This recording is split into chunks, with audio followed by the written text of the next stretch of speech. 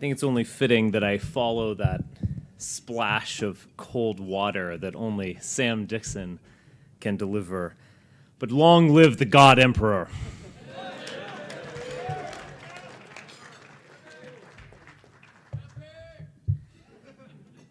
I don't think I'm alone in thinking how surreal all this is. Of course, those of us on the alt-right always took President-elect Donald Trump and his chances seriously. Unlike everyone else, we weren't surprised, or at least not that surprised. We knew he could win. Many of us thought all along that he could win. The mainstream media, or perhaps we should refer to them in the original German, Lügenpresse.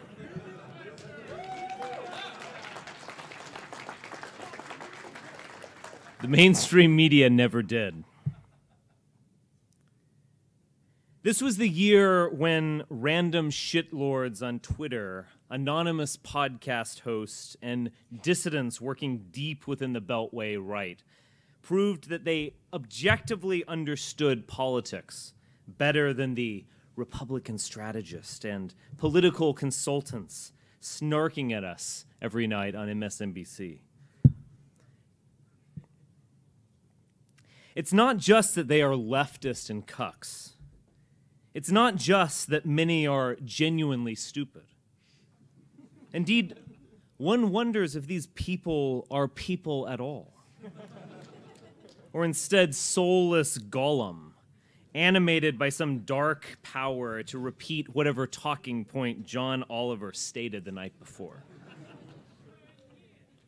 But even though we always took Trump seriously, there was still a moment of unreality, or perhaps a reality that was too painfully intense, when the state of Pennsylvania was called for Donald J. Trump.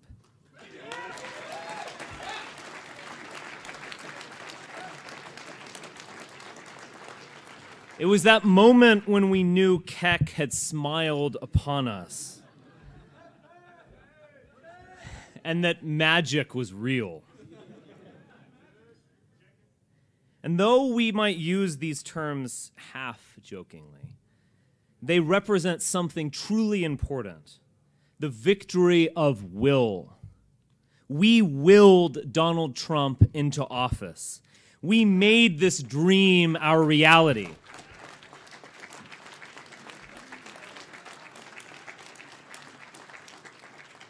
And if we will it, it is no dream. A quote I'm sure our friends at the Anti-Defamation League know very well. And this Trumpian dream was only the beginning. After all, what does it mean to bring your dreams into reality? Dreams are chaotic and hard to understand. They can be self-contradictory and confusing. But at some level, they represent our deepest yearning, our desire to live the impossible.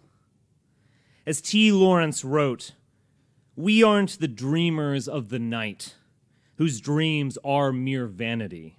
We are the dreamers of the day, those who do not want our visions or even our fantasies to escape reality. We want them to be reality." In a culture which offers video games, endless entertainment, drugs, alcohol, porn, sports, and 1,000 other meaningless distractions to convince us of another reality, we want to cut all of that away. We demand to live in the world that we imagine. Today, there is an effort by the humiliated mainstream, those commissars who are lashing out against us and who are whipping up the mobs outside this very building to push back against us. Despite winning the election fairly, despite winning in the face of near unanimous opposition from the mainstream media, there is a concerted push to deny the new president-elect his fully earned legitimacy. It's especially amusing considering the indignant whining we heard only 2 weeks ago about how unconscionable it was that Donald Trump was supposedly going to refuse to accept the election results, and how he was going to unleash his supporters into the street. Really, who can take these people seriously ever again? In the latter part of the campaign, Peter Thiel, one of the few people of wealth and status who endorsed Trump, talked about America as a normal country, a country with a functional government, not constantly at war with the rest of the world.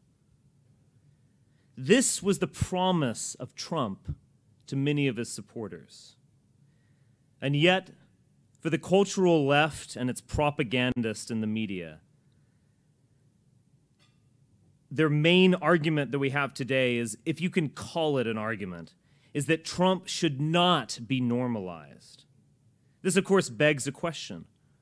What is normal in 2016? In the current year, late-night comedians don't tell jokes, but give us lectures on what should never be laughed at. Worn-out celebrities like Madonna, who have based their entire lives on transforming themselves into clumsy symbols of sex and materialism, claim to be offended by the indecency of Donald Trump. Journalists don't fight for free speech, but lead the charge to restrict it.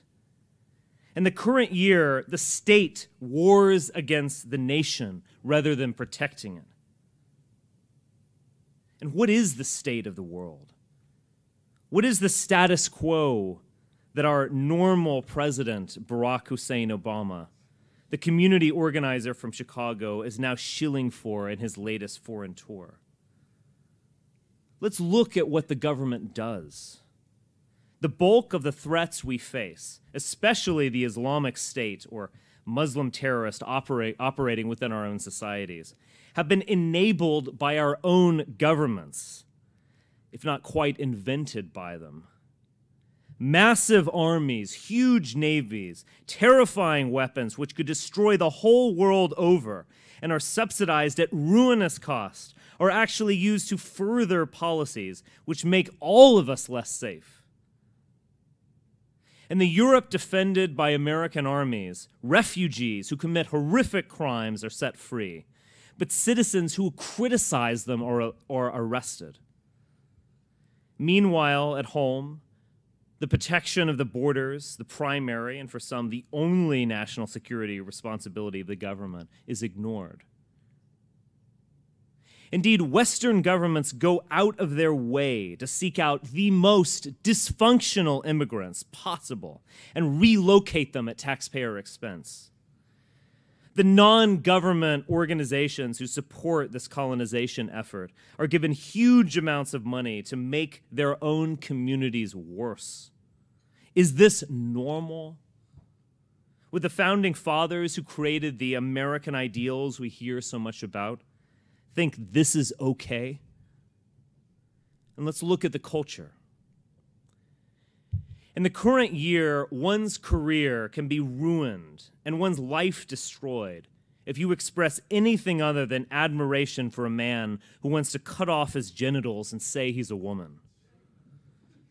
In the current year, we are told the great threat to our democracy is fake news. And then hear breathless accounts backed by little to no evidence that Breitbart.com is a white nationalist organ. In the current year, a white who takes pride in his ancestors' accomplishments is evil. But a white who refuses to accept guilt for his ancestors' sins is also evil, maybe even more so.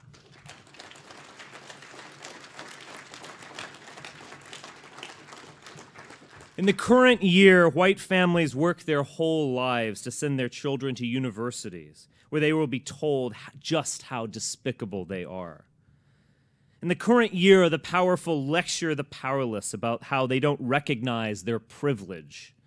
In the current year, a wealthy Jewish celebrity bragging about the end of white men is the one speaking truth to power. In the current year, if you are physically strong, you are fragile. Black is beautiful, but whiteness is toxic. Government doesn't stop crime, but subsidizes it. White privilege is very real, but race is just a social construct. And if facts are too disturbing, you can always retreat into the safe space of box juice, teddy bears, and endless empathy where reality doesn't have to matter anymore. Today, neurotics and degenerates are presented to us as heroes. Beauty is openly denigrated as an offense against equality, and we are ruled by a government which, despite confiscating an outrageous amount of wealth, can't fulfill its basic responsibilities defending a people and a territory.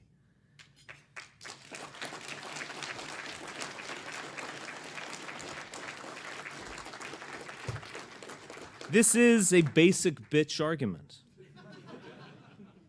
But the pre-made signs of those leading the protest against Trump, probably some of those outside this very building, come from some of the most extreme communist groups in the country, the most murderous ideological force in history. It feels almost embarrassing to make this argument because we know no one will take it seriously. Yet this very day, breathless editorials screech that random internet comments on websites the mainstream media doesn't like mean Donald Trump shouldn't appoint this or that person to his staff. We need to remind ourselves of these things. None of this is natural. None of this is normal. This is sick, disgusting. This is a sick, disgusting society run by the corrupt, defended by hysterics, drunk on self-hatred and degeneracy.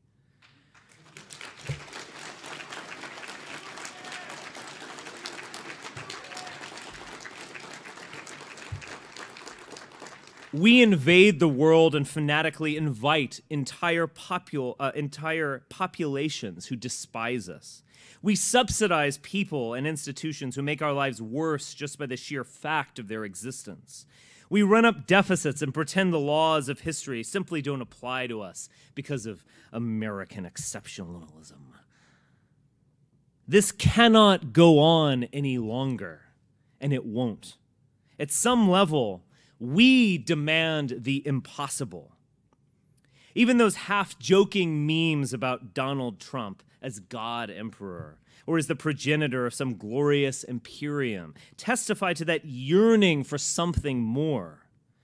Yes, we should insist on our dreams, on the conquest of space, on the development of revolutionary technology for a humanity that is greater than we are today, for a race that travels forever on an upward path.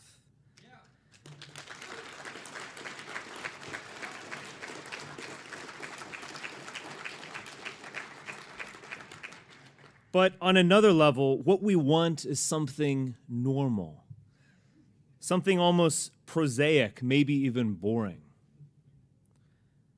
Why is something as simple as starting a family, owning a home, and leaving a legacy to your children seen as an almost impossible dream for so many Americans? Why must there be two incomes for a family to simply break even?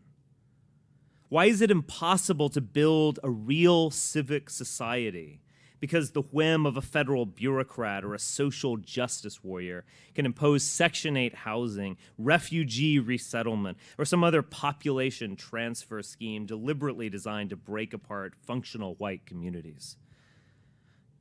Why do institutions of higher learning turn out graduates who are personally and emotionally broken, not to mention ignorant?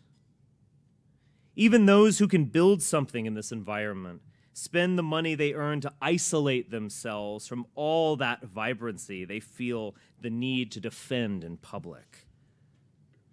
It's not just that this society makes it impossible for us to collectively accomplish greatness. It's that collectively we can't even accomplish small things. We take for granted that our culture is filth, that the mass transit just won't work. that the cities are rotted out from within, that the great art and architecture of the West has essentially already all been made. We know that our country's best days are behind us. That was the Ur myth that animated the Trump campaign. To say, "Make America great again," is both radically pessimistic and boyishly optimistic all at the same time. It is an admission America is not great, that it is not what it once was, that it is no longer a nation capable of achieving what it once did.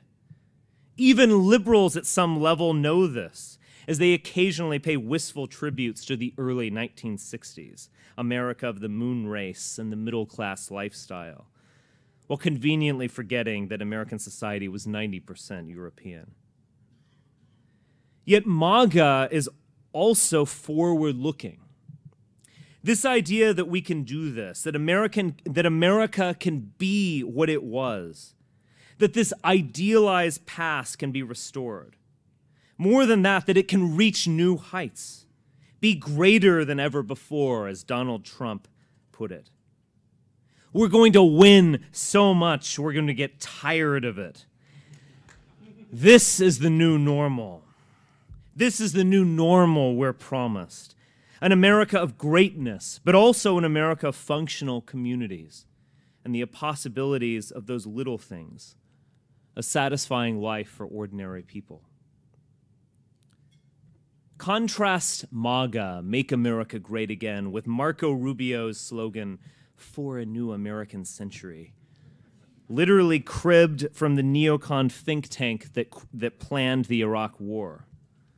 Contrast this to Hillary Clinton's poll-tested "Stronger Together." What does that even mean? Her coalition was made up of mutually hostile tribes, only united out of a hatred of whitey.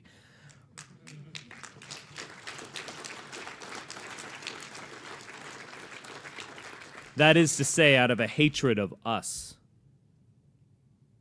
In the last week of his campaign, Trump was hosting several rallies a day, including one near here in Northern Virginia. A friend of mine who was there told me that he was several hours late, that is Trump, but no one in the audience wanted to leave.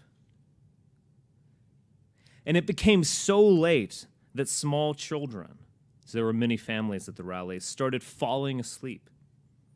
Parents actually put coats on the ground to form a kind of bed for the children to sleep in, and surrounded them to guard the sleeping youngsters.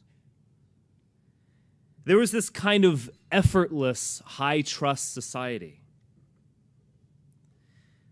An entire people awakening to their own existence and realizing not just that they exist and have an identity, but that they can be caring and they can be strong.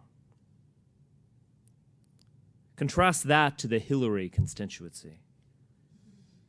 The black political machines and the guilt-ridden liberal suburbanites who work their entire lives to move away from them. The left-wing activists who think they are fighting the system by working for the federal government. The multinational CEOs and the Latinos they've imported to clean their houses. Stronger together.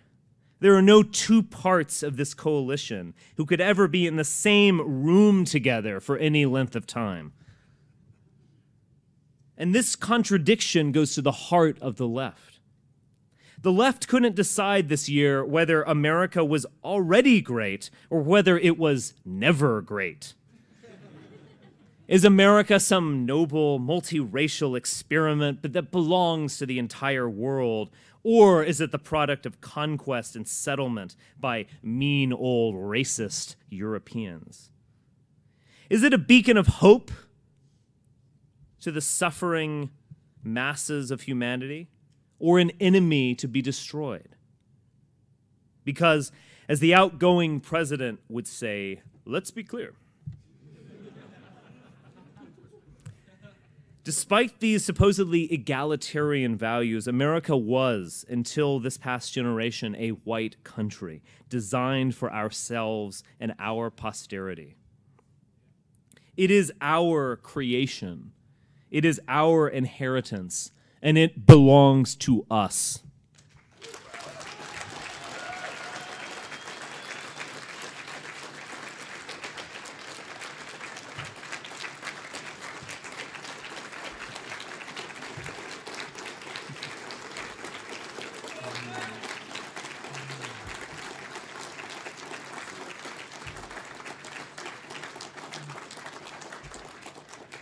In the words of Jon Stewart, sit down, this is not your nation.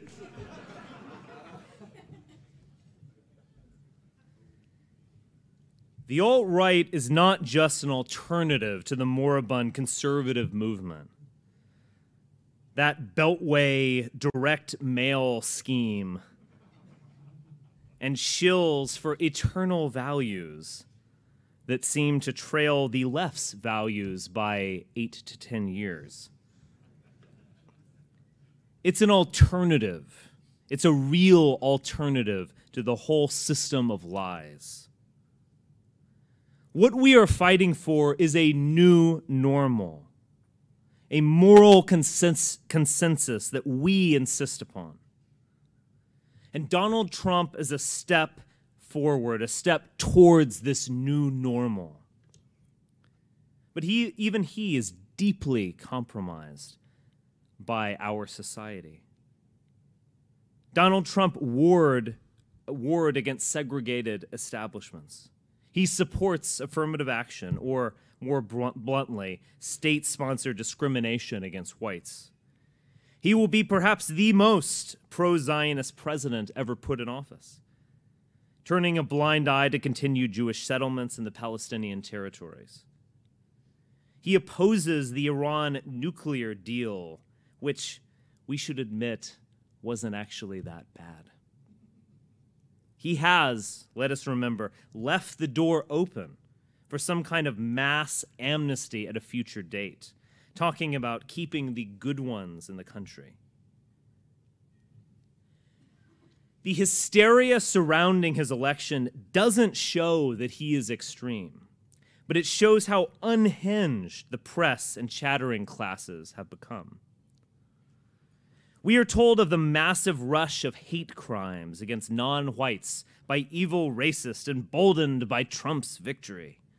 Amazingly, these crimes have never been captured on video. That violence which does exist, seems to consist of direct physical attacks against Trump supporters. And even when this is captured on video, CNN political commentators and the former press secretary for Bernie Sanders can smirk, "Oh my goodness, poor white people." What we see is that the liberal hegemony that governs society will not permit any reform, even the kinds of moderate reforms that could salvage the whole system. The undercurrents of almost all press coverage in the days since Trump ascendancy is that white people should not be permitted to vote. What's more, the news should be censored to ensure that people are only given the correct viewpoints. Far from reflecting on why they lost, or even extending even a modicum of empathy towards European Americans, the press has clearly decided to double down and wage war against the legitimacy of Trump and the continued existence of white America. But they are really opening up the door for us. You can imagine, hypothetically, some situation where President Trump or whoever slaps some ramshackle America together as it limps along for a few decades, where the boot is lifted off the neck of white America just long enough to keep the whole thing going. Yet the left can't permit even that. Natural conservation, workers' rights, income inequality, mass transit, whatever stated values the left supports, have been thrown out in order to pursue a remarkably crude and simplistic anti-white hatred that is behind it all. And even more than during the election itself, the mask has been ripped off since November 8th. SJWs always project, and the American left is driven by anti-white hatred, full stop. It has no other goals, no real aspirations, nothing to look to. It is a nullity, and we have nothing in common with these people.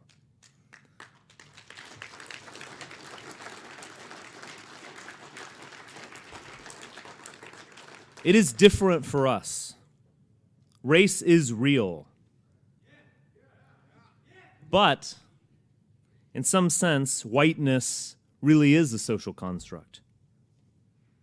Think of the concepts that are now designated problematic and associated with whiteness: power, strength, beauty, agency, accomplishment. Whites do, and other groups don't. In the banality of normal life and in our most outlandish dreams, in both our narrative and theirs, to be white is to be a striver, a crusader, an explorer, and a conqueror. We build, we produce, we go upward. And we recognize the central lie of American race relations.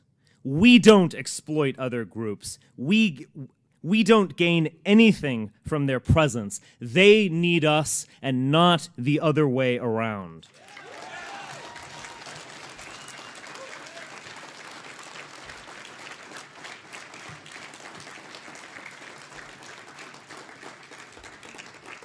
Whiteness, or rather identity, is being forced on the deracinated, consumerist last man that is European America. No one is going to be permitted to escape this process. Great historical changes are imminent when people are forced into a binary choice: fight or flee, join or die, resist or cuck.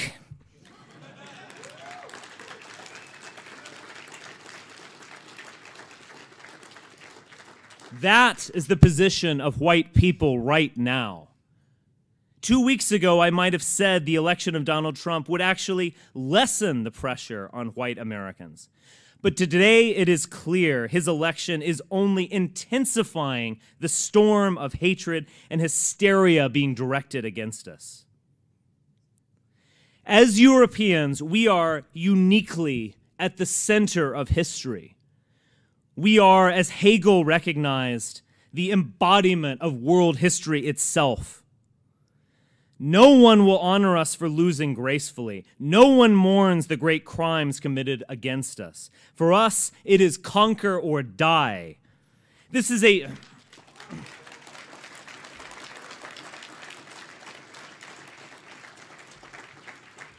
a unique burden for the white man, that our fate is entirely in our hands.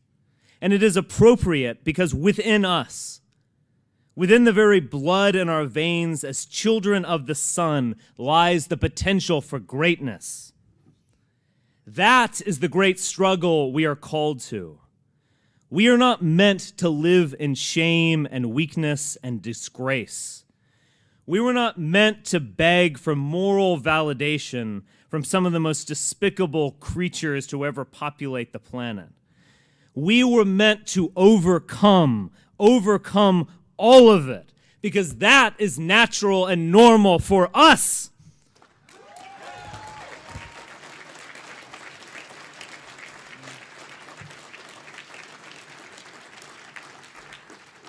Because for us as Europeans, it is only normal again when we are great again. Hail Trump! Hail our people! Hail victory!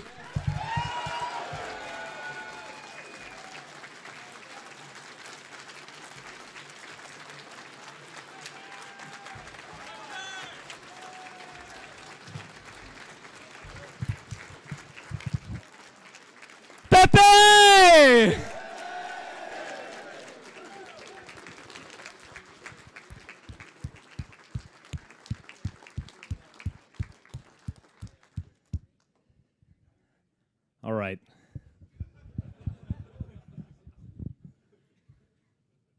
Well, I guess there's only one more thing to do, and I guess we should just all go get drunk, right? Thank you, everyone. It was profoundly meaningful to me that you were all here. Thank you. Let's keep this up. Look, it's great to celebrate, but the celebration is more sweeter when you know that this is just the beginning. So let's make it that. Thank you.